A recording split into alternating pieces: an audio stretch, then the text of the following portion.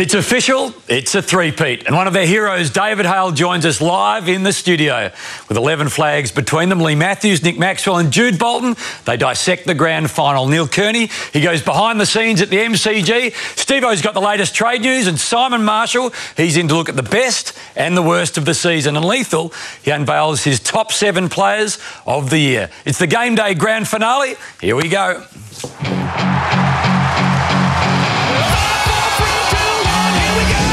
We go. It's the goal. He's kicked his third. That is brilliant. How about this? Hayden, you're a star. He says, come on, come on, come on. He's been terrific. It's not from there. Rioli puts it through. How about that for a start? Back to Hodge. That's a goal, I think. Hodge has done it from nowhere. With a pick-up play. When he snaps, he's kicked the goal. Smith in the pocket. Clever. Brilliant. So Hawthorn have done it. They're three-peaters. They are remarkable.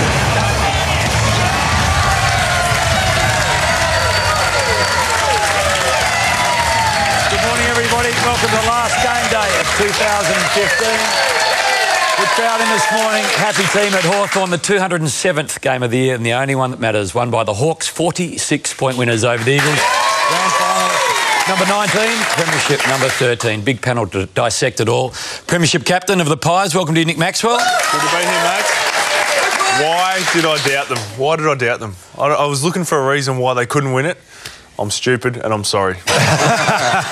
Three-peat, officially a three-peat, Jude. Incredible hammer. It was, lucky enough to be part of the coverage, of course, and we caught a photo in the post-game celebrations, and I cannot wait to chat to David Hale about some of the shenanigans. We've got the photo there. I think you took a photo as there was a golf cart. How am I going? Look at it. Here it is. These guys are out on the ground, on the MCG, burning it up. I cannot wait to chat to David Hale. What was going on? Because he's at the back of that cart. We'll see the vision soon, but the security were chasing them because there was fireworks all over the MCG and they had no idea what was... Exactly, running over the fireworks, and there's security guards chasing after them. Look out, it was unbelievable. Sweet though, Sammy Mitchell was driving, so... Yeah, he's a good driver in heavy traffic, isn't he? Welcome, Lethal. Thank you, Hamish. Thank you. It was a great day at the football. I mean, I was part of Hawthorn a couple of generations ago now, but the modern Hawthorn, they were a mighty footy club with a mighty football team representing them, so they were an outstanding organisation. Let's have a look at the last result of season 2015. They lost the qualifying final, but when it really mattered, different day, different venue, Cup on the line, 46-point winners. The Eagles got the first of the afternoon and then the Hawks were simply brilliant. It's hard to know how to measure the brilliance of Hawthorn. 4th premiership win in 8 years, 3 in a row, 4th grand final in a row, in an era when it's supposed to be a socialist system and you're not supposed to do it. That's the thing. It's a lot harder to win them now when you've got salary caps, you've got, obviously, the draw can be different, the compensations that go out there, so much harder to be able to do it consistently like they've done. They've just kept going about it and they've brought in other clubs and they've just been brilliant. What's been amazing since 2008, that's only 7 years ago, but only 7 players in 2008 were still there in 2015. So the way they've topped up and replenished their side that was a premiership winning combination has been quite an amazing effort. They've got enormous confidence in their system now, and some of these young players are now, 3-time premiership players, and they just go into next year. Someone's got to go through them. It's going to be so hard. So 16, 16, 15 and charging Hawthorn. What's extraordinary is they've won 13 since 1961. That's 54 years. It's one every 4 years. And if you go from 1971, it's one every 3.5 years. And my good friend Josh Kay, who's in charge of the stats, in 1961, Hawthorn were playing the Footscray in the grand final. Footscray were leading at half-time. They were looking for their second flag, Footscray. Hawthorn were looking for their first. Footscray is still looking for their second flag, and Hawthorn have just won their 13th. We see the eras here, and it's quite amazing that really that 80s and 90s era is really the only comparable era to this last period of time. And it's the same football club that you're comparing the Hawthorn team of the late 80s, which played in 8 of 9 potential 9 grand finals, won 5 premierships. So the modern team, I think, still has to win another premiership probably to equal that team, but it's the same football club that we're comparing it with. Is that your compare? They need to win one more? Is that what's going to make them the best? Because the 80s team didn't do the three-peat. Well, yeah, no, the three-peat is obviously that's the consecutive years, and that's an achievement. But I think it's a great getting to 7 grand finals in a row, which is what that Hawthorn team of the late 80s did. That was a superlative effort, and no, I think you've got to have a bit more longevity yet with the current Hawthorn team to even match the Hawthorn team of the late 80s. They've done well to keep this group together, though, haven't they? No one's been squeezed out during this premiership era, and I guess you... Except Buddy Franklin. Only Buddy, yeah, which has probably been a blessing in disguise for them, and, I mean, they've kept the salary cap and the players to bound. Alistair Clarkson becomes the 12th coach to coach 4 or more premierships. He's joined a list that is, well, they're the immortals, and if you're really lucky, you have a statue of yourself outside the MCG. He's on his way to becoming the greatest coach of the modern era. He's in charge of a group that continue to win. Absolutely. I don't know Clarko, but for me, looking in, I look at him and just think that he puts trust and builds belief in people. So we might ask David Hale about that a bit later, but he trusts his coaches to go out there and actually take the pre-season and take the training session. So for him to actually put that trust in them, obviously good for their development, good for the club, but then also with the players. He puts the trust in the players to go out there, run the game plan, run the training sessions. He's brilliant. It's a relationships game, even. You could see Cyril Rioli talking about the fact that Clarko had been up back home, up in the Northern Territory, fishing with his family and building that rapport, I guess, with his players. And here's Cyril. He's a much-loved character across the league, but obviously internally as well. And what a special moment to receive the Norm Smith medal off Andrew McLeod. I don't think you'll see 2 uncles and a nephew win the Norm Smith medal again. It's remarkable. Maurice Rioli and Michael Long being Cyril's uncles. And there was a chant, Lethal, going around the MCG. Yeah. All of the Eagles supporters had disappeared. There's still about 75,000 left, and it was just Cyril. Well, we know that Cyril can have 12 possessions and kill you and be best on ground. He had 18 yesterday. Well, he's clearly going to be the best on ground. He had 12 marks. I mean, he's short. He's playing mainly forward third, but his ability to find the space forward of the footy, just outstanding. When the game was being set up in the first couple of quarters, he was just magnificent. That's his 5th grand final in 8 years. He debuted in 08, won a flag in 08. This was Freddie Lewis's first week of living and his first grand final. Yes. But it's taking the kids onto the ground is a fantastic initiative. I don't know about the week-old baby. Nevertheless, I don't think Freddie will remember it, but certainly the parents will. I think Clarko's big on the father-son rule. Yeah, I was worried about the medal there, copping him in the head. I was worried about a Frank Lowy happening. When it was really funny, Holmes. You had on the ground, I was fortunate enough to have a chat with Clarko just after the ceremony, and all the players had their kids there. Yep. And Sam Mitchell has got the 2 twins and the little boy, and it's like trying to manage a group of cats. He's trying to keep all the kids going. You need someone to help you with the kids. It's a fantastic initiative that is really only a modern phenomenon of letting the kids out on the ground with the players, and be great memories to be shared. Speaking about phenomenons, however you say it. Phenomenon? Yeah, Luke Hodge is one of those. This in a grand final, seriously? It's honestly, it could have won goal of the year if it was in season, and just the composure under that pressure and under the fiercest heat to steady it up, and you know he was just aiming for it, and then to do it in front of the Hawthorn I'm a great believer in the footy gods actually determine a lot of things that are going to happen in a game. I reckon Hawthorn have got a few footy gods playing for him. And Hodge is one of them. I mean, they just make things happen. He's just about everything you want in a footballer, isn't he? Yeah, no doubt. He's tough, uncompromising, and as you can see there, he performs on the big days when it counts. Now, before we have a look at this is the only thing he may not have done yesterday. When he was doing the speech, he had to get through all the sponsors. He clearly wasn't smiling enough, so try and lip read at home. But this is rough. He's signalling him, saying, Hodgie. He goes, Hodgie, smile. Hodgie. He said, smile. Yeah? At the end. So he's sort of good feel about where things are at. So the Hawks, well, they were sort of delighted. Adam Simpson, it was a lonely place for Simo at the end of it all. And this sort of summed up the afternoon, but it has been such a wonderful season, but a disappointing afternoon. It's a desolate picture, isn't it? And what would he be going through? He's sitting there what ifs would be going through his mind. I mean, they just didn't really come up.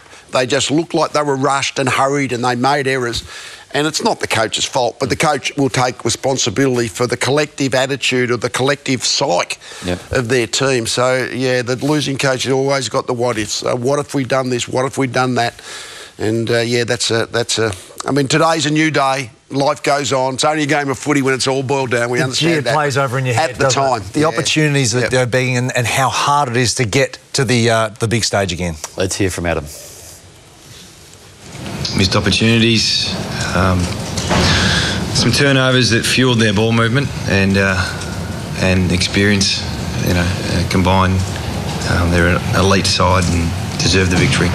And to say it was our midfield that was disappointing, I think the collective, the whole way we played today was one of our poor games. We've let an opportunity slip because they don't come around too often.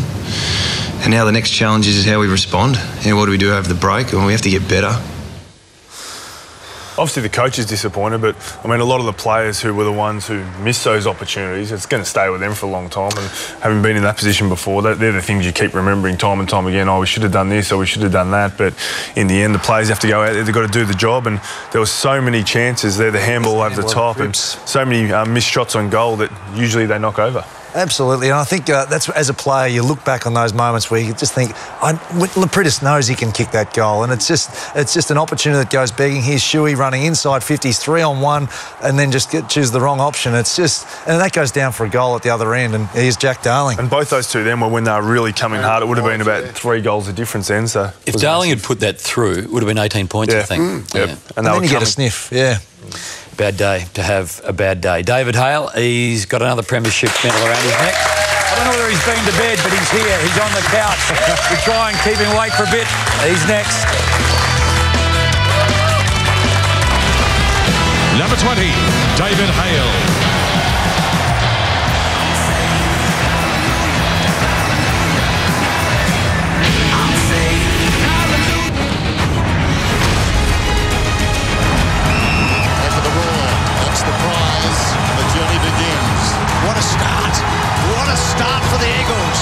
Out of trouble, brilliant. Rioli puts it through. How about that for a start? Rioli's got his second and Hawthorn are now settling beautifully. Birchall gets it from Mitchell and punishes them. Cyril's got Hill, and Hill's going to kick their fifth. Back to Hodge. That's a goal, I think. It is. Hodge has done it from nowhere. We shouldn't be surprised, should we? It's a searing kick cutting through the afternoon. Brilliant pick up by Hill, though, and he snaps. I think he's kicked a goal out of nothing. Inside the forward 50, and Yo's trying to work back. He's got it. Oh, that's big. Schoenmakers gets the goal. Hutchins has had a quiet day. That'll help. They're coming a bit, I reckon. He's a dead-eye dig. He's kicked 4 for the second time in a grand final. Smith in the pocket. Clever. Oh, better than clever. Brilliant. Something in a beautiful spot. Gets the goal. And Smith kicks the goal. He's got his third. So Hawthorn have done it. They're 3 Peters. They are remarkable. Well, it's an outstanding afternoon for Hawthorn at the MCG. 98,000. Please welcome 3-time Premiership Hawk, David Hale. Did you ever think you'd be able to say, hi, I'm David Hale. I'm a 3-time Premiership Hawthorn Football Club player? No, definitely not. Obviously, the last 5 years have been fairy tale sort of stuff, and it's what everyone dreams of doing, I suppose. So you moved over, Premiership in the last 3, and then a grand final before that and a prelim final before that. It's been an amazing ride. Yeah, obviously played a few at North, but probably never really got close, and then every year we've sort of been up there contending, and obviously the last 3 we've got it done on the last day, so pretty special. Before we get to the game, can I just go back to a golf buggy last night? Laps of the MCG. This was outstanding stuff. Who was behind the wheel? Mitchell as usual. So where are you at this point? That security guard, he chased us for about 400 metres. I think he was a bit worried the pyrotechnics would blow the cart up. So that was the issue, wasn't it? No problem really going around the MCG in the cut. The issue was the fireworks hadn't gone on right. If you hit them, you would have ended up in the top of the Great Southern. So every year I think we've gone on the golf cart, and Mitch is usually the driver. So the security, as soon as we got up the race, he was right onto us. So Mitch was like, yeah, no worries, we'll get off, and then proceeded to go through about 5 more sets of pyrotechnics. He wasn't real happy. Now, David, you look like your head hasn't hit the pillow, but who led the charge last night? Has the head hit the pillow? I got about an hour in. So. Who led the charge last night? Who was best on? Lakey's pretty good, the old fella. I think any time away from the families, the dads usually spend a bit more time out, so they get a bit of spare time.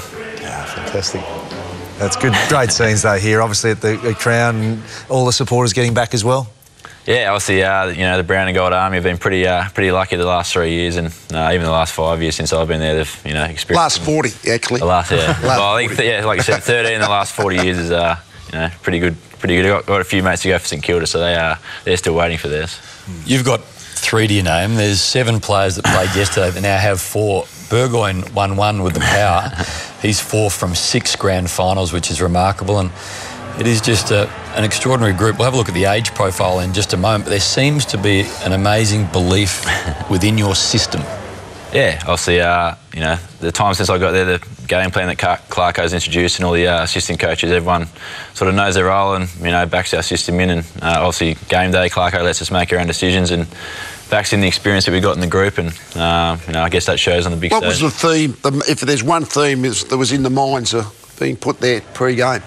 I guess for us, probably more about our attitude. I think, 3 weeks ago we let ourselves down in Perth, and I think, when we bring that attitude, everyone talks about our ball movement and all that sort of fluent stuff, but our attack on the, the man and the ball, and when we're at our best, that's probably something that stands out. Do you feel that sharpened you up, losing the qualifying final? You go through and you get a chance to review, and everyone was probably a little bit down on form? Yeah, definitely. Obviously that's the advantage of finishing in the top 4. You get the second chance, and some years you might finish like Richmond, I suppose, finish 5th, and they get knocked out straight away. So we had a bad game, and obviously the luck for us was that we got to face them again 3 weeks later. Not Sydney knocked us off 2012. We had to wait 2 years to get another crack at them. So it's I guess it was lucky for us.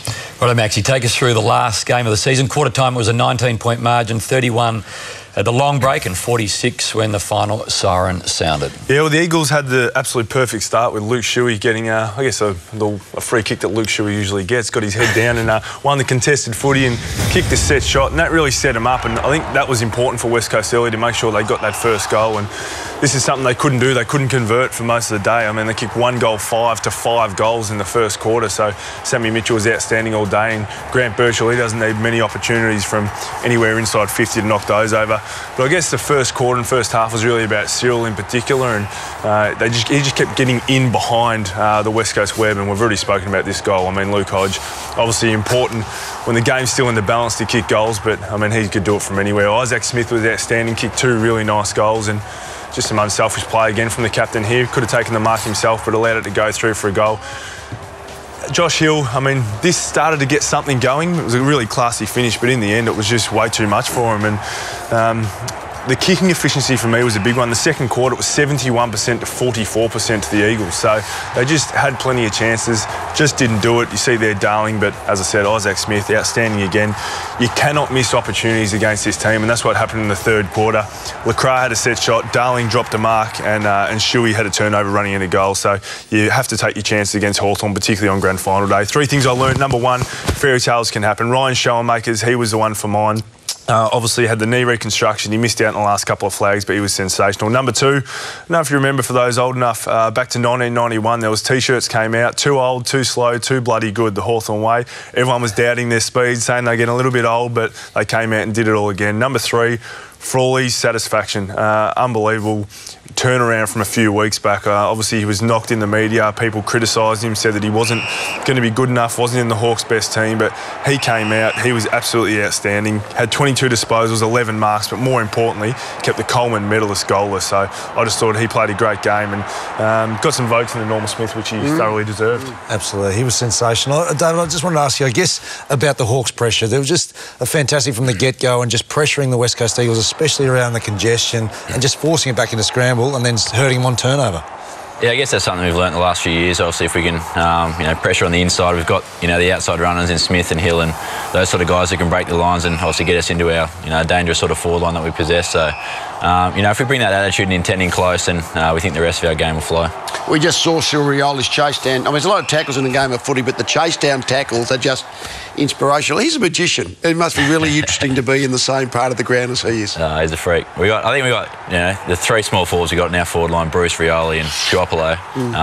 They all like taking hangers, and they all, do the stuff that goes unrewarded, I suppose, is the tackling and the pressure they bring on the opposition. It's just that. What about that, Mark? Come on, Ruffy. Ruffy.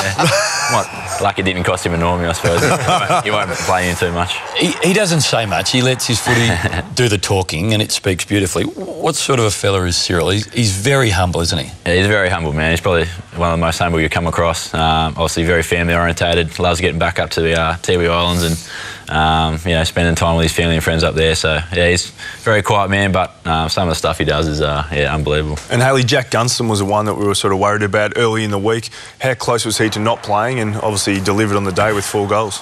No, I think he was always pretty confident. I think he trained. On the weekend that we played over in Perth, and then by the Monday, Tuesday, he had the normal Gunston swagger back. So he was. I think he was always pretty confident. And like grand finals, he's been phenomenal. He's kicked 12 goals in the last four grannies. So he's come over and just played 4 grand finals from Adelaide. Unbelievable. Yeah, I don't think he's ruined that decision. There was one guy who got an enormous roar when he received his medal, Ryan Schalmakers. Just tell us a bit about him.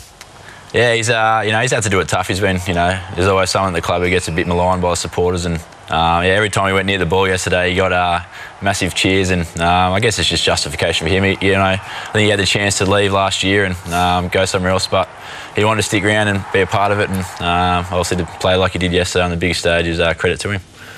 Brett Ratten has had a really tough year, and I know this doesn't make up for anything, but it was wonderful in the box. Alistair Clarkson, as soon as the siren sounded, turned straight to Brett.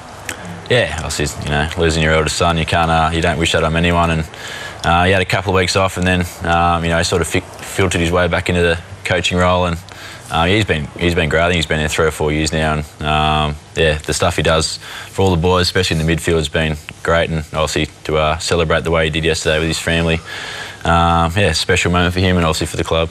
We were speaking before about the kids on the ground. You got 2 little boys, I think? No, I got 2 girls and a boy. 2 girls and a boy. Yeah. I think they're Cyril's little fella.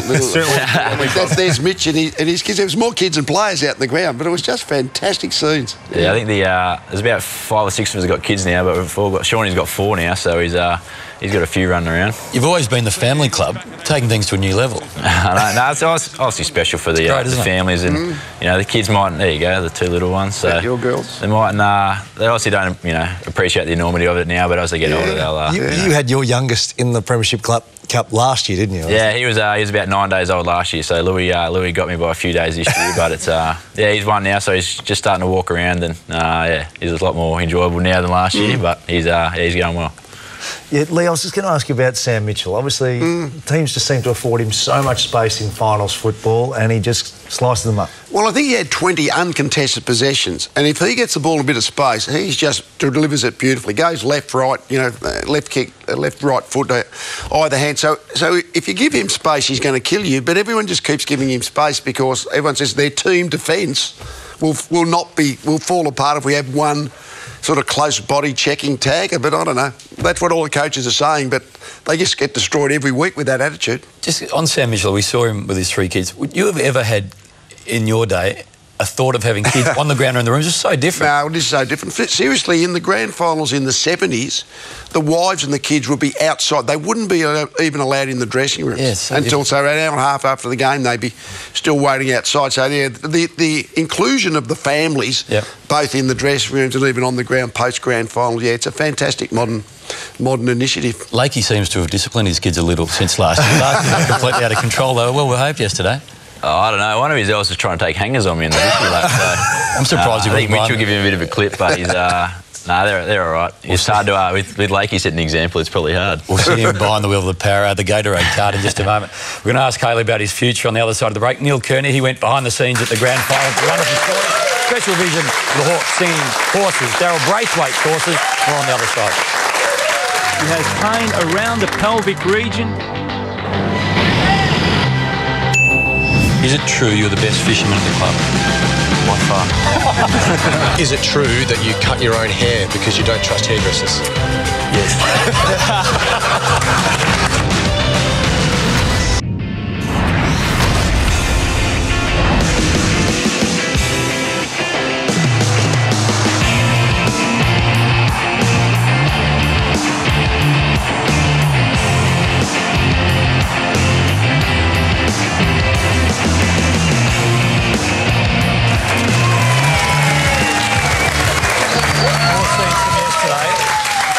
is the reality of a grand final win versus the dream of it. Is it more than you imagined when you're out there circling in front of the fans?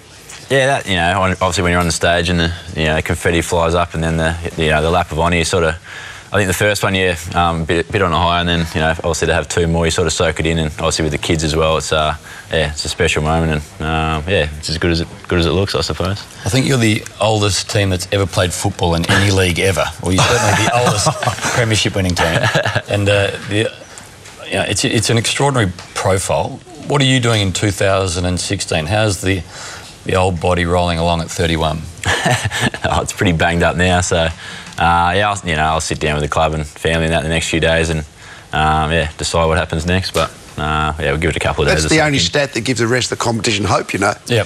Because at least you think eventually a lot of these champions are going to eventually retire. Bradley Hill, youngest there at 22 and three-time premiership. Oh yeah, I think he's been there for 4 years and he's won 3 flags. It's unbelievable. I think he's obviously got the jump on his brother now, so he's doing well, the little fella. It would be a nice way to go out though, on the absolute peak of your powers. Yeah, definitely. Obviously, you're giving us nothing, are you? Can't get much better, but we'll let it soak in for a couple of days. Beautiful. And we spoke earlier about the number of players, and you're one of them recruited from other clubs since the premiership in 2008, which is an amazing group of talent virtually every year. And we all keep thinking Hawthorn will bring someone in this year too. We just don't know who it is yet. Every year, someone that's significant gets recruited in. It's great needs analysis, though. They're just picking blokes exactly what they need at different stages, and who approached you? Work. Who's the genius behind it all? To be honest, it was probably I spoke to Simo. He was obviously assistant coach at Hawthorn when I was obviously thinking of moving clubs, and spoke to him a fair bit. So he was probably one of the key driving factors in me getting over to Hawthorn. Obviously it was ironic the way it ended up yesterday. Actually, Graham Wright, who's a Collingwood premiership player, he's been the list manager during that period, so that comes under his umbrella. Yeah, so I think if there's one person gets the most credit, that's to him. And another guy, Brian Lake, obviously there's been a lot about his future and what he's going to do. He was absolutely brilliant yesterday, wasn't he? Yeah, he's still playing well, the old fella. He's I think I was on the bench yesterday at the end, and he loves taking his grabs, and I think Clarko's going to be a bit crazy in the box, and I think one got over the back when I don't think he likes actually punching the ball, Brian. He likes marking everything, so Clarko gets a bit frustrated, but that's just the way Brian is. You get the good with the bad. Now also, if you leave an unmanned Gatorade cart around, you can't expect anything else but this. Yeah, it'd be Lakey or Mitchell would be one of the two. So the kids hanging off the back. I love the guy who comes up just to shake his hand and says, "Thanks for promoting me." Thanks. I just got a raise. Yeah. Do you think he'll be at Hawthorn next year? Will I be? Or Lakey? Lakey? I'm not sure. He's still playing good footy. His body seems to be in good nick. So he's he's probably still the best one-on-one defender for the big gorillas. So. I don't see any reason why I shouldn't be. And Hayley, what was the tactic to break the Eagles' web? It was something that was spoken about probably the second half of the season, but obviously you got out the back a lot. Was that the tactic? You try and play on every chance you could?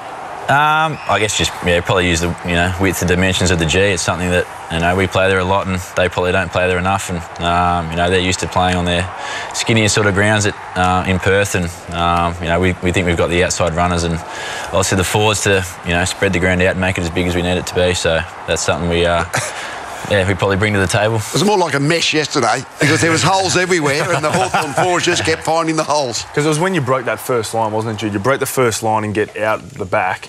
Then there was always extra numbers in the Hawthorn forward line because they'd all pressed up. But also Cyril's smart enough to just know that he can just slice between those gaps, lead up. He allows that space, the defender to play in front and then come up through.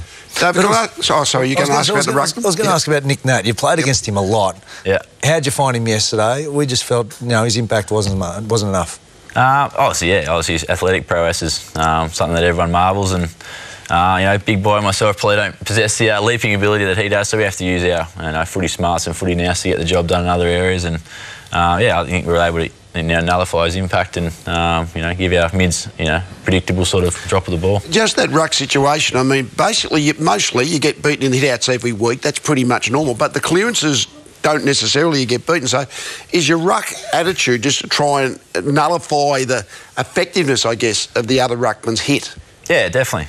If you can make it predictable for the guys who got it at the ground level, obviously Mitchell and Hodge and Lewis, and those guys are special at clearances, and as long as obviously you can't cover everything, obviously, so to make it as predictable as we can. So obviously with Nick Nat, you can't get him. He's sort of, if he's getting 360-degree hits, it's hard for everyone to cover. So if we can make it as easy as we can for those little fellas to know roughly where the ball will go, that's probably the key. Yep. Trivial pursuit question for you. Who was the last player ever to be subbed out of an AFL match, ever? Oh, well, that'd be me, so I might have to frame the red So vest. what happens to the red vest? Where does it go? Is it a club-owned vest or is it an AFL-owned vest? No, I think it's an AFL-owned one. I'm not sure. But obviously I was an owner. Every game in the finals I got it to rest up, so I think Clarko's just trying to keep me fresh. So Surely they're going to give you the vest. Just goes in the pool room. Maybe, yeah. I'll have to inquire. We'll see how we go. Just lastly on Luke Hodge, do you think he'll be captain next year? There's been speculation that he may hand it over. Is there any reason why he would? I don't think so. I think the way he leads on ground is probably second to none. Everyone talks about his, hardness at the ball and that, but his ability to set us up behind the ball and get guys in position is phenomenal. I think the reason that it is ingrained into that club succession planning. So they're always looking ahead. So the reason Luke Hodge, the same as Jeff Kennett, moved on as chairman after a few years, that it's ingrained that we move on to the next generation eventually, and that's probably the reason why they may look for a successor. Maybe. There's a few candidates down there, Lewis and Rufford, and obviously you got Liam Shields, who's probably one of the young guys who can come through and take that role in the future. But while Hodge is there, I don't see why I'd need to step down. Congratulations on behalf of all of us at Seven, in fact the whole footy community. David Hale may or may not be a Hawk next year. Steve-O, he's got the latest trade news next. And Neil Kearney, a cracking grand final yarn. What do you think your chances are? We're going to try our best, but you know what? We're just trying to get some in, but I don't think we will. But Luke, you never know. Someone might come over here, hand you 2 tickets. Thank you very much. No, I didn't say I would. I said someone might. I know, but I just thank you very much for doing this.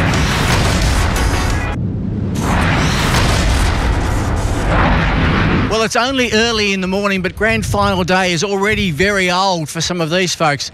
They're MCC members, and some of them have been camping out since Thursday night to make sure that when the gates open, they get the best seats in the house. How are you, Alan? I'm very well, Neil, very well, yes. How many years is this for you? 53. 53 consecutive grand final. Now, you've got a seat picked out in there, haven't you? We have, Neil. We told one of you lot one year and you damn well followed us up now, so it's even more precious than ever to get to that seat. So you've got to go even faster today. Yeah, that's right. Joy Marchant, what's the grand final for you? Everything. Is it? Yes, if I don't stand here, too bad. I'll be happy. How many have you been to? Too many. How many's that? One match I missed since 1945. It's tough being Eagles fans without tickets. What do you think your chances are? We're going to try our best, but you know what? We're just trying to get some in, but I don't think we will, but... What do you think the prospects are there, Jeff? Look, it's a great weekend to come over and enjoy the festivities, whether we get one or not. I think it's been well worth it. Michael, you've made a fair effort to get to this grand final. Yes, I left home in the Isle of Man on Thursday morning about 9 a.m. and here I am now, 2 days later. Finally got here, finally got my seat, and I'm excited to see Hawthorn win again. Luke, you never know. Someone might come over here, hand you 2 tickets. Thank you very much. No, I didn't say I would. I said someone might. I know, but I just thank you very much for doing this. If you hadn't come to the grand final, Michael, where would you be right now? I'd be at Munich in Oktoberfest. So, in fact, I've still got my lederhosen that I was gonna wear. Out here in Yarra Park, you never know what's going to happen next. Suddenly, there's an improvised concert.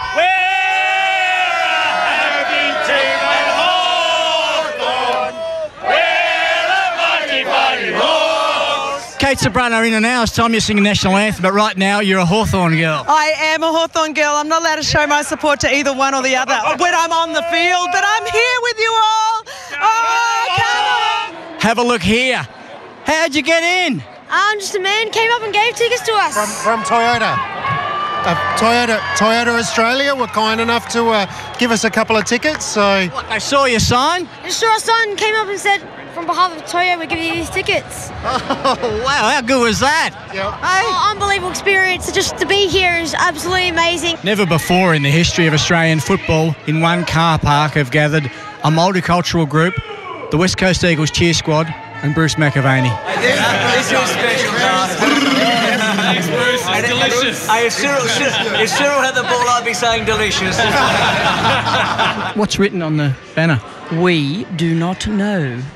The Melbourne-based cheer squad or the Victorian-based cheer squad, they made it. Ah, so we don't know. It's secret. It's a secret. It's a Only secret. certain people know. Yes. Yep. Yes. Secret cheer squad business. At 2:06 p.m, they marched onto the ground. The West Coast Eagles cheer squad. And they still don't know what words are on the banner. You can feel the tension in the air as the cheer squad diligently, carefully unroll the banner. And what does it say? It says, United.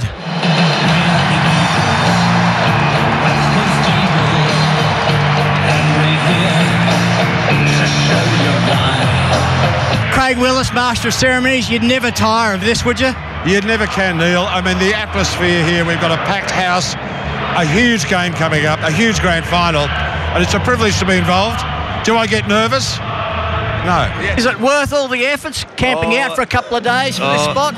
Indeed it is, Neil. Indeed it is. If you can just bring your camera, we can't get much more focus than that. We can see the centre bounce, we can see the setting up, and just elevated one tier. You got the coaches right behind. Glance around, we can see the time clock. Give the coach a bloody stir if he needs it. Rough head, ducks out of trouble. Brilliant. Rioli puts it through. How about that for a start? So, Michael, it's been worth the trip. Oh, absolutely. And normally you have to wait until the end of the meal before you have dessert. But wasn't Cyril delicious to start the day? It was gorgeous. And I see that you're wearing your Lederhausen. Of course. Well, you know, got a bit hot in the sun earlier, so got the shorts on. Well, Luke, not quite the fairy tale ending, is it? I'm still proud of them for making it to the grand final, and I'm just still very happy to be here. And here in the car park lies the story of the 2015 grand final. The Eagles were united, but they just weren't good enough. That's the lot there. I'm finished. I'm not on the film anymore. That's it? Yes, that's cut. it. You say cut. Cut. If you cut, you're not doing your job well. Well done to Neil, as always, a wonderful story of the day. And lucky Joy didn't die on the stand. She's missed one grand final since 1945. A long time. We go from the queuing of the MCG, which is time-honoured, so to the grand final sprint. This is one of the only things Lee Matthews didn't win in his career. Why? Because he never went in it. But Mad Jack Daw yesterday ran down Charlie Cameron, Dean Towers third. Mad Jack did it easily. Amazing. He looked like Usain Bolt, didn't he, really? We saw him in the heat. I don't know whether you could have got on after the heats. No, he was $1.01. Might be in the wrong sport. He looked like he really knows what he's doing. Stride length. Yeah. He's one of the heats, though. There was one guy that was actually unrecognisable. Gurdev Singh. Gurdev Singh. And he actually beat the Melbourne, the Brisbane and the Carlton players. So I don't know if that's saying something or... Really driving the arms. 13 Cabs was a sponsor. He's a cabbie. Yeah, he's a cab driver. You wouldn't want to do a runner from Gurdev. He'd run you down. Probably why he's so quick. He's used to chasing them. Brian Adams, out of 10. Very good. He's probably a 7. All right, let's have a listen.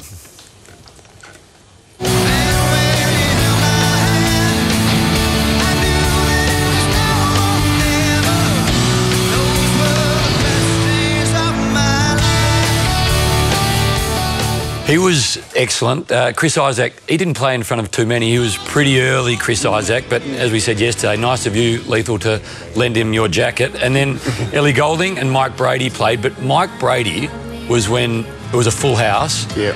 And it was sung together, wasn't it? Unbelievable. It's the song. It's the iconic footy song, isn't it?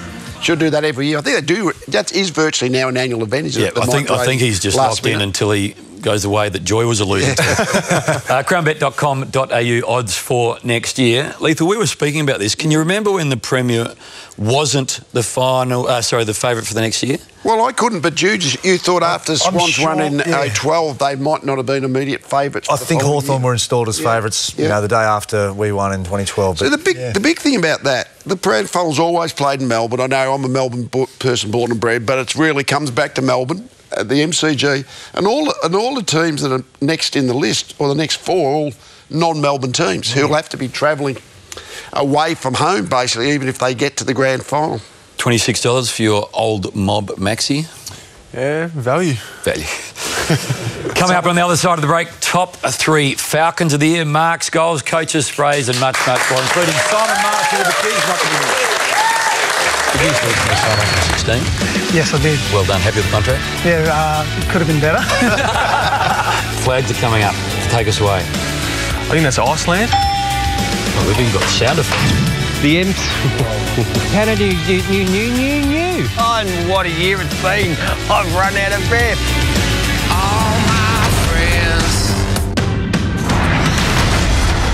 Hello and welcome to Game Day. 这周的比赛是以庆祝多元文化周而为主题的。You just recently signed on for 16? Yes, I did. Well done. Happy with the contract? Yeah, could have been better. You acknowledge you're a grumpy ass on field. Yeah. And a trainer.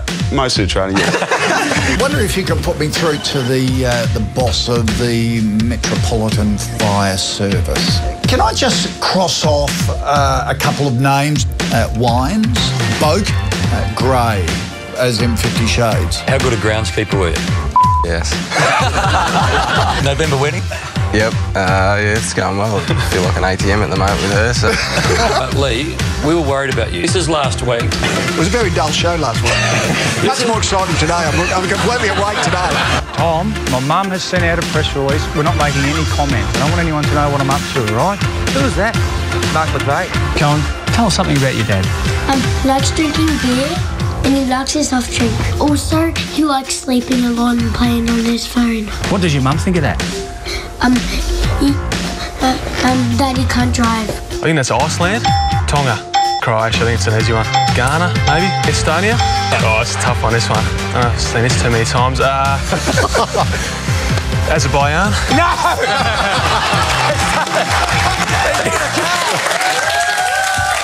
You want a car or something? Time for a season review. We asked Lee in the break, you've won everything. Did you ever win Mark of the Year? You know, I did actually, the SCG. What did you win? No, the goal of the year one year, I won a Mazda RX-7. It was a good year to win it. Oh, did you? It was Hawthorn played the Kangaroos at the SCG. Must have been late 80s some stage. It was one of those exhibition, normal game, but actually played at the SCG, yeah. You usually kick out, your best chance of getting goal of the year is not handballing. So you hold on to the ball, don't handball. And if you hold on to it for long enough, you might get goal of the year. Let's roll the tape. Mark and goal of the year. Nick Nat, he got up high. Hutto called it beautifully. Quiet yesterday, Nick Nat, but he does some remarkable things in the air. Would you rather Mark or goal of the year, Maxie? Mark. Mark for me as well. Yeah. What about if you could do this on the left from 50? That's amazing, wasn't it? That was just incredible. In a bit of wet weather too. Incredible. Can I throw in a late contender? Yes, please do. From yesterday? Well, I just reckon Hodgie's stiff. He should have done it in the home and away. So Betts was outstanding. Which would you have given it to, Lee, if... Gee, I mean, the left foot torpedo punt from Betts was an outstanding sort of exhibition of that skill. But that was really, really good. Yep. So, yeah, Lee, would be a contender. We've got the almost marks of the year this time, and marks and goals of the year. This is where you drop the car. This is where you've dropped the keys. Look, drop the car there. This was the point of the season. Jeremy Cameron, scissor kick, unbelievable. Paul Puopolo got there, didn't hold on to it, and Jack Riewoldt. Oh, sensational. And this was like Gary Moorcroft's almost, Chad Wingard. He is just an electrifying player. But this is what we want to see. Everyone wants to see the top three Falcons of the season. So we're going to go to the top three. Number 3. This is unbelievable. From your teammate, right in the back of the head. Get out of the short 45. Extra possession for Danger. He actually got the rebound and then took off from there, so well done by him. Number 2, Josh Green, trying to spoil and just couldn't get his hands quite away from Geary there. And number 1 for the season. This guy, he's never misjudged anything in his career. Just so happened to be in his 300th game, but Corey Enright probably just summed up their day that day. They actually went down to the D's.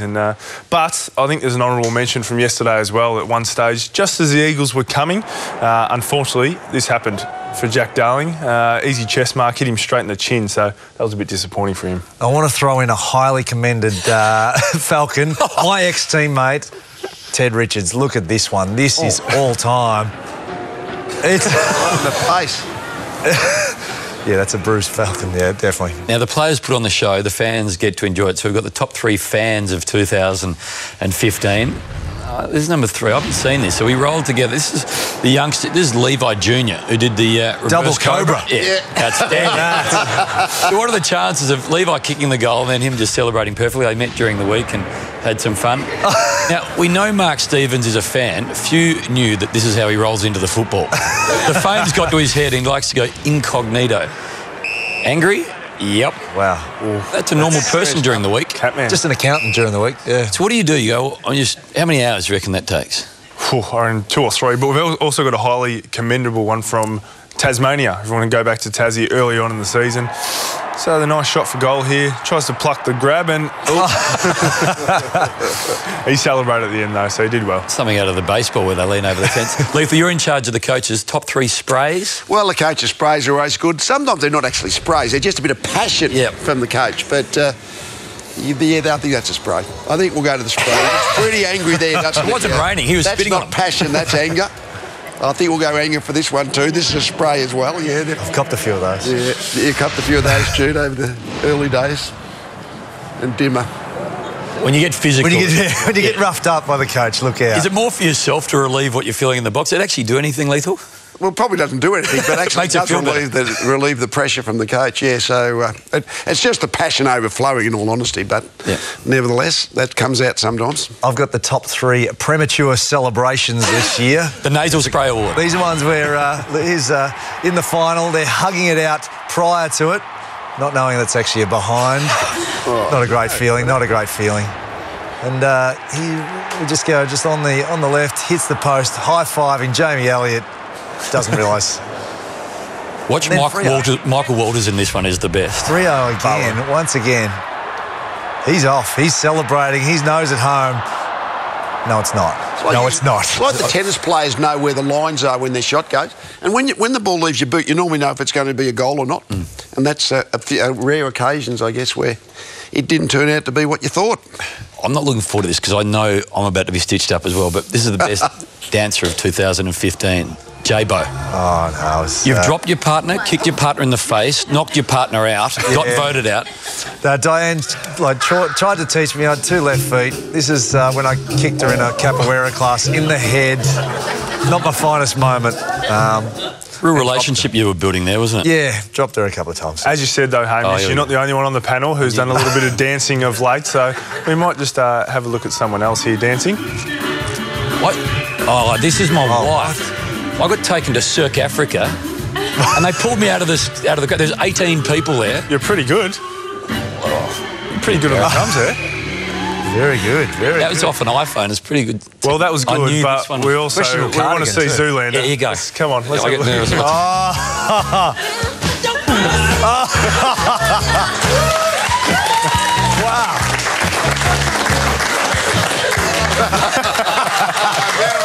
What about the what happens is the producer said we need to do this. It'll be really good. It'll come up really well. It did come up really well. It came up really well. Steve-O, he's on the other side of the break. We've got horses too. I'm really embarrassed by that. Jack Nicholson, you a fan of? Yes. Sunglasses all the time. We're just watching an interview with Jeremy Howe during the week and saw that you were sort of refusing to take notes. Well, it was a tough one, Hammer. A tough one. I was...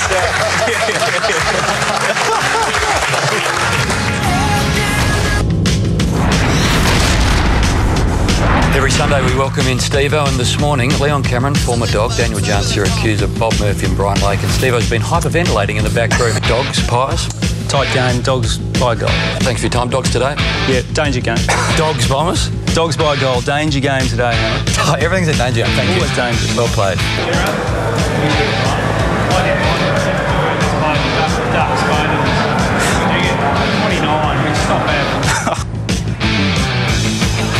He has pain around the pelvic region. Would you have had the shot from there? Would you have? Yeah, no. No, I think, no. You reckon? You got it? Yeah, okay.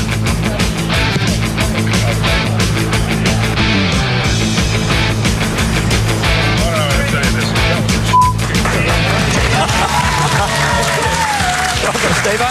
Barmy's just given it to you. Dogs? Dogs, dangerous next year, I think, but every game is a danger game. Round one will be a tough one.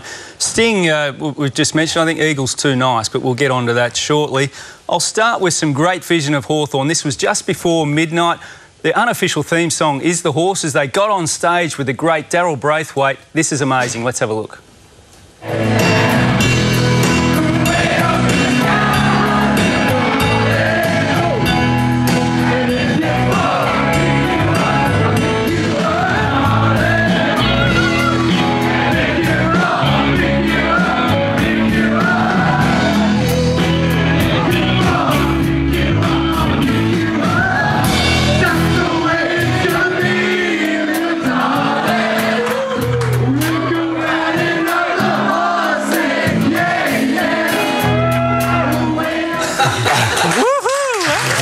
It would be a good moment. I mean, that's their second song, right? Yeah, it is. And Braithers was struggling a bit there with the voice too. I know it was late at night, but gee, Gibbo, how many out of 10 for that, do you think? Yeah, I think he lost his way. It's a pretty easy song to sort of get hold of too.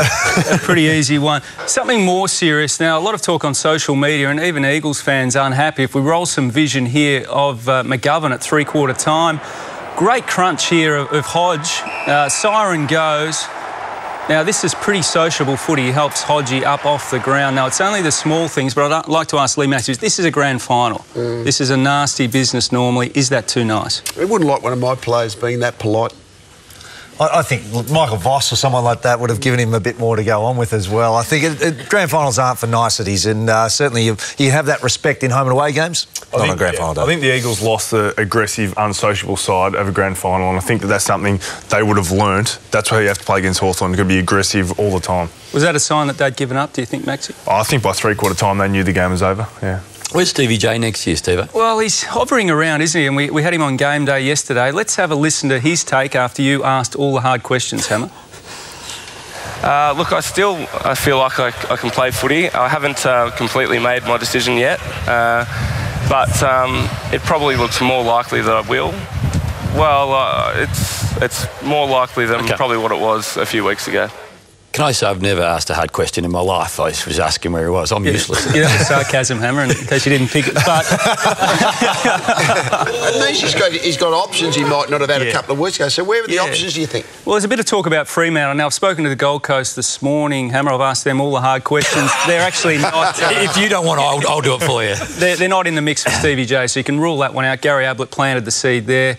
Potentially Freo, there's some murmurings, but Stevie seems quietly confident that there is another home there. I think he deserves to play again next year, and he's not really ready to coach now. He wants to get it out of the system.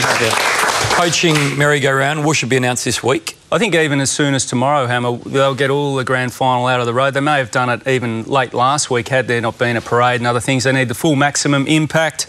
The other one's Jeremy Howe. Gold Coast are half interested in him, probably meet his manager this week. Just sort of wavering on whether he's worth the cash, but stay tuned there. The Suns definitely have an interest in Jeremy Howe. Harley Bennell? Yeah, he met with Richmond during the week. We saw the vision of him down at Punt Road and then had a dinner date actually with Dustin Martin, a Japanese meal there. I still think Fremantle are the #1 targets there. They're locked and loaded, ready to go, Hammer. The Tigers, half a chance, but I think Freo more likely. I mean, he's a really good young talent. What are clubs going to have to give up to get him? Otherwise, he could be a real bargain, couldn't he? It could be. There's a risk there, obviously, behavioural issues, but you'd think first-round pick, late first-round pick, maybe mid. I would have. He was picked 2, 3 or 4 years ago, and he's had a couple of these off-field misdemeanors. But I reckon if he was in the draft, he would get picked. Almost pick 1. Yeah, it's just the baggage though now, and that it comes with. So the misdemeanors, but you'd think I would have thought still high. 15 to 25. Oh, should be much higher than that. Well, it's a gamble. Well, it's a small gamble. Yeah, but so he's trying to pick someone at pick 5 or pick 3. Yeah, he can play. He polled the most votes in the Brownlow for the Suns and missed a lot of games. Who's the best on ground in the presses this year from a coach's perspective? Well, I had a long think about this. I'm going with Ross Lyon. A lot of people say he's boring and dull. I thought his performance after they went out just a week or so ago was extraordinary in Perth. Having to sit through that was fascinating TV, Hammer. Okay. Now, Hammer, you had a moment also presenting Person of the Year to Bob Murphy. Obviously, we all love Bob, and I know you've got a man crush. Proper man crush. But he left you hanging, didn't you? Amazing how long. He left you hanging right here, and this 2 seconds can feel like. I could see your heart just crushed. Felt like an hour. It felt like an hour.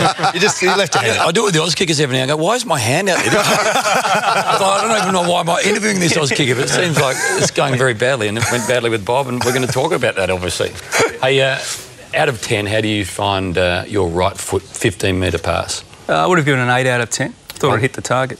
Let's roll it. Always overrates himself, I think. All right, clear a path, everybody. This could go anywhere. Oh! I got to say, that was not bad. That was tidy. I'm good with the Oz kick kid with my young fella Will normally, but that one hit the target. Yeah. It was too short, though. I would have rather done from 45. What's your right-on range? 60? 40. 40. I'm not a lot. Deadly for Righto. Mate, thank you for the year. It's been great to have you every Sunday. Really good fun. See you this afternoon. Dogs next year? Yeah. A lot. Right. Week by week, though. Lee Matthews rates the top 7 players in the comp on the other side of the break. Simon Marshall joins us. He's in the green room. He's a funny man and he's a massive Hawks fan.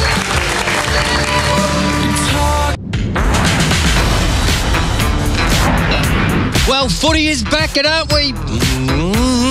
Oh, and what a year it's been. I've run out of breath. You've got Canada's new. Is it sorting to... So we've popped down to have a talk about the MCG is... Hey, Mum. Oh, I'm Nana. Oh, Nana. Sorry. Phil and... Phil?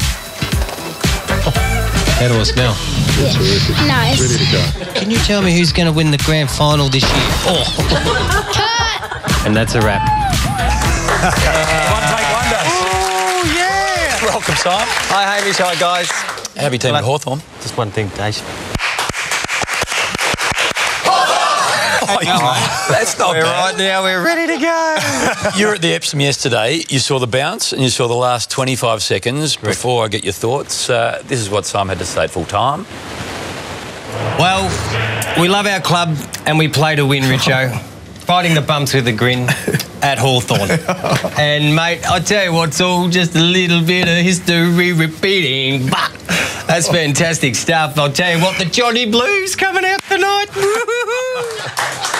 That was live around Australia. Most of the New South Wales crew were going, what are you on? Yes, we were racing at Royal Randwick there yesterday. It was a cracking day too. But I've completely missed the grand final, you're correct. We were able to go live for the bounce at Royal Randwick there on 7-2. And then the last 25 seconds I was able to watch that. I've got the full replay at home and a few of the boys are coming around tonight, so... You do a lot of good stuff with Simon Says. Favourite interview of the year? Jackie Brown by far, the Seaford Tigers. This is a man that is going places, ladies and gentlemen, and he's very immune to the mirror. Jackie Brown. So when you go brush your teeth in the mirror, what do you say? What a good-looking man. When you're brushing your hair in the mirror, what do you say? I don't really brush my hair because I don't really have my hair on my head. But when I do, I'm like, ooh, he looks smart. Jackie Brown. Jackie Brown. Yeah, he's a cool cat and he plays good footy too down there for the Seaford Tigers. So thanks for having us down that way. And Hamish, you do a lot of good work with the Auskickers too with kids. Who's your favourite? Lily Brown did Tay-Tay, the dance. But I reckon the guy that gave his full address out on national TV, Trav Berry. West Coast, where do you live? Park. Right. We're in Adelaide. He said his favourite team was West Coast. I thought he'd flown over, but he actually wanted to give the full address. The look on your face, mate. You were trying to grab all those words and shove them back in his mouth. He got home and there was no plasma and the fridge was completely empty. Now, Simon, we had a great moment during the year at Etihad and the young Hugh Florence, the umpire. This was just sensational. Oh, yeah, he's a cracker. And he got to lead the umpires out onto the grand final yesterday. This was Saturday night footy. Lingy found him in the crowd. They did the interview at three-quarter time and the AFL didn't know that Hugh existed. So what happened yesterday? How good's that? And all the signatures. I think he's got Razor Ray Chamberlain's outfit on and he's just got all the signatures. It's fantastic. Razor Ray's outfit. I think it's $50 a game too. So I hope he got the 50 cash there walking down the ground. The umpires. Lethal, players have disappeared from different clubs as we sort of flick through where people are around the planet at the moment. You have got one of the great lifestyles that we see different players. What are you doing over the summer? Having 6 months off. What, so you're 6 on, 6 off? The football season wears me out so much. I've just got to have 6 months off to recover. You're like one of those miners that sort of goes in for three and has three off. What are you doing, Simon? Spring racing? Spring racing really heats up, so be sure to tune into racing.com on 78 and 68, of course, and right across 7 on all the channels, you'll see Francesca Kumani, Bruce McAvaney's back, oneself, and Jason Richardson will be joining the team. We might even see you in the birdcage. I hope so. The birdcage is a good place to be. Give us one tip. Winks was outstanding. She got off the canvas and went whack in the Epsom handicap yesterday. Follow her going towards the Cox Plate and Preferment heading towards a Caulfield Cup. Quick hands, you know how this works. Is it true that on your 21st birthday you confessed to your dad what really happened to the car when you were 16? Oh, I did. Yes, I crashed the car chasing a bunny rabbit and rolled it into a neighbour's fence. What had you told him happened? And I had a broken ankle, a plaster cast. And I can't tell you the rest because it's a family show. Okay. So I'm moving on. What is it true that you hold the record for the most weight-related infringements? Absolutely, Nick. Yes, of course. I worked very hard on that too while I was riding. Yeah, 34 weight-related infringements throughout my time because, as you know, I'm a heavy-boned boy, big hands, big feet, and I was riding a lot underneath my natural weight, but I'm not proud of it. Is it true, Simon, you wrote the book of excuses, though, to avoid those weight-related infringements? Nothing better than heading into the officialdom, the stewards, and just having a chat about life, you know, and just trying to just wear it out and create some form of doubt.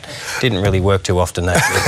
And the joys of Hawthorn supporter after the premiership as opposed to the riding the Group 1 winner? Yeah, Group 1's were unbelievable, but it's very much an individual sport. But being involved in the Hawthorn Footy Club in a small way as a patron, it's just an unbelievable setup. To all the people behind the scenes, David King's a good mate of mine, and to Nobby and Clarko and all the coaching staff at Foxy, it's an unbelievable setup. I'm fortunate enough to get to some presidents' luncheons and dinners, and they really look after you well. It really is a family club. And to all the players, giddy up. I'll see you over the Spring Carnival. Well done with Simon Says this year. Good luck over the Spring Carnival. Thanks, Hamish. Thanks, guys. Beautiful. Simon Marshall, big part of it all at game day. Lee Matthews, top 7 players of the year in a special edition of Quick Hands in just a moment. Selfie time. Quick Hands, you know how this works? Is it true you think you'd be outstanding on The Bachelor? No, that's not true. That is not true. Is it true your kids, and you got another one during September, want to wear 33, but you make them wear 9? Yes. Is it true you're the best fisherman at the club? By far. Is it true that you cut your own hair because you don't trust hairdressers? Yes. Is it true when you bought a place down in Bondi that you bought a surfboard just to tuck it under the arm and walk with your shirt off down there? It didn't even surf. Yes. Babesy, is it true your neighbours complained about your barking dog? Are you getting this info? Is it true? Is it true? Yes, it is. I don't know where you got that from. I don't have a cat. There's not much that can make me laugh at the moment. Is there a Roughhead Street that still exists in regard to the sign? Signs? No. How many have been stolen by you and your brother? No, none stolen. They're on loan, are they? They've gone missing. Is it true that you put butter in your coffee? Oh, that's Andrew. It's a long story, but it's happened. My brother's on the couch. He's stolen one of them as well. He hasn't. But he's borrowed one of them. You can't prove that. I can go to your bedroom. Basically a group honesty session. We've decided we'll do quick hands amongst ourselves in just a moment. But at the start of the year, we asked you top 7 players in the comp, and we're asking you today. Let's compare the pair. Yeah, we'll have a look at what at the start. And these are really not the top 7. They're the first 7 I'd pick. If I was picking a team, this is the order I would pick players in. So Buddy at the start of the year. So we'll have a look at through that group there. Gary Ablett didn't play much, obviously, so he's slipped out of the next group. But let's go to where we are now, because it's more important. And in September, basically, it could be different next month. I reckon, gee, I might rethink it today, but certainly before yesterday, I reckon Josh Kennedy was by far the best big forward in the game, so he's always my criteria. That makes him the first pick in your team. Rance is actually the best, but he's by far the best big defender. So you always get the bookends first when you pick a team, then you get your leader. And Hodges had a wonderful player, but just a magnificent leader. So they're the first 3 I'd pick. And then you go to the midfielders, that midfield group. Fife, Mitchell, Dangerfield, Kennedy. There's a lot of good midfielders, but that was the 4 that I put in at this point. Josh Kennedy wasn't even All-Australian. What did you think of about that one? Oh, well, the All-Australians, it's a consensus of a group of people, but he's certainly one I'd be putting in my group. Yeah. So that's just the difference between the year. It's not a week-by-week thing, clearly. It's just where it is. But at the end of the year, yeah, that would be the order I would pick. 7 players. Expect Gary Ablett to jump back up in there when he's fully fit? Yeah, well, you would expect so. Yeah, when he's fully fit, he's right up the top of the midfield group. Quick hands amongst ourselves. We've never done this, but I'm going to start with you, Jude. Oh, here we go. Is it true since Dancing with the Stars you have had and got now a spray tan obsession? Absolutely not. I can categorically say that. You've probably that came from an L. Bolton. Yeah, my wife's probably tried to stitch me and throw me under the bus there. Absolutely not. I'm next, Lee. Is it true that when you go overseas in that 6-month break that you're filthy when no one recognises you? Oh, absolutely. I can only go for 4 weeks. No autographs in 4 weeks. It's a killer. Now, Maxie, is it true before you got drafted you used to work at KFC and you may have sampled a little bit too much of the product at the time? I had plenty, that is true. I worked there from the age of 14. I was one of the smallest kids growing up, and in the space of the first probably 6 months that I was working there, I shot up to the height I am now, and now I'm way taller than anyone in my family, so I think there was some steroids in the chicken or something. Hamish, is it true you're training up your daughter for the X Games? I'm training them up for everything at the moment. Listen here. Where'd you get this? Oh, this is Soph. This Hang on. She's loving it. That's Miller. That was probably a year and a half ago. We've got a little skate park outside our house, and I spent a lot of time. Was that a bit like Michael Jackson holding the little baby out there? It's different. Can I just say on behalf of all of us that get the joy of being on the camera, to Matt the Moose Gray, to Dino, to Big John, Little Joe, Joshy Dale, Beyonce, Old Man Bensy, Sammy Mack, Nina Briff, the men behind the cameras, the guys in the edit suites, Neil Kearney, Deeksy, the wardrobe makeup. There's too many, but thank you guys. You did all the heavy lifting. It's been a wonderful season. Thanks to everyone on the panel, to Louis and Saul and Gaz for having us on. It's been a privilege. And to you watching, thank you for the season. And Lethal, have a wonderful summer. Thanks, Hamish. Good. Maxie, great to have you. But thanks for having us in your living rooms. We'll see you next year. Bye for now.